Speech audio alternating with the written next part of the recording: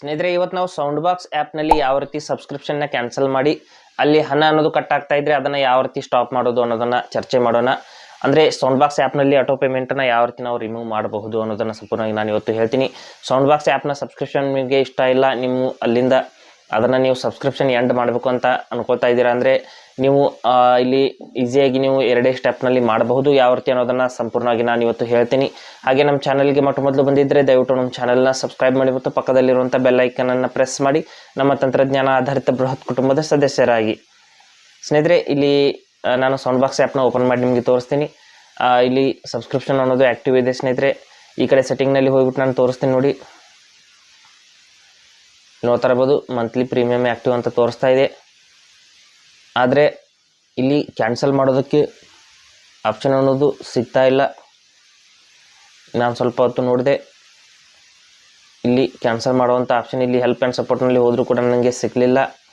ಅದಕ್ಕಾಗಿ ನಾನು ಏನು ಮಾಡ್ತೀನಿ, ಈ ಒಂದು ಸಬ್ಸ್ಕ್ರಿಪ್ಷನ್ ಕ್ಯಾನ್ಸಲ್ ಮಾಡಬೇಕು ಅಂದರೆ ಇದನ್ನು ಕಟ್ ಮಾಡಿಬಿಟ್ಟು ಕ್ಲೋಸ್ ಮಾಡಿಬಿಟ್ಟು ಈ ಆ್ಯಪ್ನ ಕ್ಲೋಸ್ ಮಾಡಿಬಿಟ್ಟು ನೀವು ಫೋನ್ಪೇ ಕಡೆಯಿಂದ ಏನು ಆಟೋ ಪೇಮೆಂಟ್ ಕೊಟ್ಟಿರ್ತೀರ ಅಲ್ಲೇ ಹೋಗಿಬಿಟ್ಟು ನಾವು ಕ್ಯಾನ್ಸಲ್ ಮಾಡ್ಕೊಳ್ಳೋಣ. ಫೋನ್ಪೇ ಅಥವಾ ಗೂಗಲ್ ಪೇ ಆ್ಯಪ್ನಲ್ಲಿ ನೀವು ಏನು ಯಾವ ಆ್ಯಪ್ ಕಡೆಯಿಂದ ಕೊಟ್ಟಿರ್ತೀರ, ನಾನು ಫೋನ್ಪೇ ಕಡೆಯಿಂದ ಕೊಟ್ಟಿದ್ದೀನಿ. ಫೋನ್ಪೇ ಆ್ಯಪ್ನ ಓಪನ್ ಮಾಡ್ಕೊಂಡಿದ್ದೀನಿ. ನಂತರದಲ್ಲಿ ಮೇಲ್ಗಡೆ ಪ್ರೊಫೈಲ್ ಫೋಟೋ ಮೇಲೆ ಈ ರೀತಿ ಕ್ಲಿಕ್ ಮಾಡ್ಕೊಳ್ಳಿ. ಮಾಡಿದ ನಂತರದಲ್ಲಿ ಸ್ವಲ್ಪ ಕೆಳಗಡೆ ಬಂದುಬಿಟ್ಟು ಇಲ್ಲಿ ಆಟೋ ಪೇ ಸೆಟ್ಟಿಂಗ್ಸ್ನ ಓಪನ್ ಮಾಡ್ಕೊಳ್ಳಿ. ಇಲ್ಲಿದೆ ನೋಡಿ, ಆಟೋ ಪೇ ಅಂತ ಇರುತ್ತೆ ಸೆಟ್ಟಿಂಗ್ಸು, ಇಲ್ಲೇ ಎಲ್ಲೇ ಒಂದು ಕಡೆ ಇರುತ್ತೆ. ಆ ಒಂದು ಆಟೋ ಪೇ ಸೆಟ್ಟಿಂಗ್ಸ್ನ ಓಪನ್ ಮಾಡ್ಕೊಳ್ಳಿ. ಓಪನ್ ಮಾಡಿದ ನಂತರದಲ್ಲಿ ಇಲ್ಲಿ ನೋಡ್ತಾ ಇರ್ಬೋದು, ಮೇಲ್ಗಡೆ ಇಲ್ಲಿ ಕೆಳಗಡೆ ಜಿಯೋ ಹಾಟ್ಸ್ಟಾರ್ ಇದೆ. ಇಲ್ಲಿ ಮೇಲ್ಗಡೆ ಬೇರೆ ಒಂದು ಪೇಮೆಂಟ್ ಲಿಂಕ್ ತೋರಿಸ್ತಾ ಇದೆ. ಇದೇ ಒಂದು ಸೌಂಡ್ ಬಾಕ್ಸ್ ಆ್ಯಪ್ ಕಡೆಯಿಂದ ಬಂದಿರುವಂಥ ಲಿಂಕು. ಇದನ್ನು ಕ್ಲಿಕ್ ಮಾಡಿಬಿಟ್ಟು ಇದನ್ನು ನಾವು ಡಿಲೀಟ್ ಮಾಡಬೇಕು. ಡಿಲೀಟ್ ಮಾಡಿದರೆ ಇಲ್ಲಿ ಆಟೋಮೆಟಿಕ್ಕಾಗಿ ಹಣ ಕಟ್ ಆಗ್ತಾ ಇದ್ದರೆ ಅದು ನಿಲ್ಲುತ್ತೆ. ಈ ರೀತಿ ಓಪನ್ ಮಾಡ್ಕೊಂಡಿದ್ದೀನಿ. ಮಾಡಿದ ನಂತರದಲ್ಲಿ ಕೆಳಗಡೆ ಸಂಪೂರ್ಣವಾಗಿ ಕೆಳಗಡೆ ಸ್ಕ್ರೋಲ್ ಮಾಡಿ ಡಿಲೀಟ್ ಆಟೋ ಪೇ ಅನ್ನೋಂಥ ಆಪ್ಷನನ್ನು ತಗೊಳ್ಳಿ. ನಂತರದಲ್ಲಿ ಇಲ್ಲಿ ಮತ್ತೆ ಕನ್ಫರ್ಮ್ ಅಂತ ಕ್ಲಿಕ್ ಮಾಡ್ಕೊಳ್ಳಿ. ನಂತರದಲ್ಲಿ ಇಲ್ಲಿ UPI ಪಿನ್ನನ್ನು ಕೇಳುತ್ತೆ. UPI ಪಿನ್ನನ್ನು ಹಾಕಿ ರೈಟ್ ಮಾರ್ಕ್ ಮೇಲೆ ಕ್ಲಿಕ್ ಮಾಡ್ಕೊಳ್ಳಿ. ಮಾಡಿದ ತಕ್ಷಣದಲ್ಲಿ ಈ ರೀತಿ ನೋಡ್ಬೋದು, ಆಟೋ ಪೇ ಡಿಲೀಟೆಡ್ ಸಕ್ಸಸ್ಫುಲಿ ಅಂತ ಬರ್ತಾ ಇದೆ.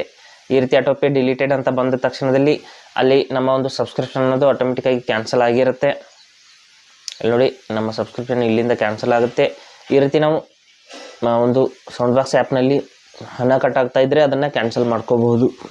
ಹಾಗೆ ಸ್ನೇಹಿತರೆ, ಕೊಟ್ಟರು ಮಾಹಿತಿ ಸಂಪೂರ್ಣ ಮತ್ತು ನಿರೂಪಣೆ ಮಾಡಿದ ಶೈಲಿ ಉತ್ತಮ ಅಂತ ಅನಿಸಿದರೆ ವಿಡಿಯೋನ ಲೈಕ್ ಮಾಡಿ ಮತ್ತು ನಿಮ್ಮ ಸ್ನೇಹಿತರಿಗೂ ಕೂಡ ಶೇರ್ ಮಾಡಿ. ಹಾಗೆ ಇದರ ಬಗ್ಗೆ ಸಮಸ್ಯೆಗಳು ಡೌಟ್ಗಳಿದ್ದರೆ ಕಮೆಂಟಲ್ಲಿ ಅವಶ್ಯವಾಗಿ ತಿಳಿಸಿ. ಮುಂದಿನ ವಿಡಿಯೋದಲ್ಲಿ ಮತ್ತೊಂದು ಹೊಸ ವಿಷಯದೊಂದಿಗೆ ಇರ್ತೀನಿ, ಮುಂದೆ ಬರ್ತೀವಿ. ಅಲ್ಲಿವರೆಗೂ ಟೇಕ್ ಕೇರ್.